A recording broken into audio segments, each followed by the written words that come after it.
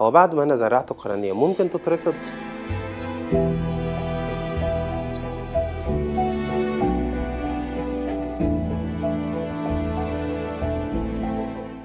زرع قرنية زيه زي زرع كلى وكبد، في الآخر ده زرع عضو مش بتاعنا داخل الجسم، بالتالي احنا بناخد علاج لفترات طويلة ممكن سنة وأحيانا أكتر عشان نخلي الجسم دايما نسيء وما يهاجمهوش. أشهر أنواع الرفض هو الرفض المناعي، يعني الجسم بيبتدي يتعرف على القرنية ويهاجمها، وده نسبته حوالي 20% في خلال 5 سنين من الزرعة الكاملة. أقل بكتير حوالي 5% في الزرعة الطبقية الأمامية، وممكن نوصل لنص في المية في الزرعة الطبقية الخلفية. اكتشافنا السريع لوجود الرفض المناعي بيخلينا نعالجه ونرجع تاني قرنية شفافة كأن ما حصلش مشكلة قبل كده. أي مريض زرع قرنية قبل كده وفجأة لقى إن النور بيضايقه، في احمرار شديد في العين، النظر بدأ يقل، في انخفاض في الرؤية وحكة ودمع، لازم نشوفه بسرعة، لأن استخدامنا للعلاج المضاد لرفض القرنية أول ما بيحصل بتؤدي لأفضل نتيجة، وعكس الرفض وعدم احتياجنا لتغيير القرنية. على الناحية التانية، لو كل ما نقدر نعمل زرعة أمامية أو زرعة خلفية للقرنية عن الزرعة كاملة للقرنية، بتؤدي إلى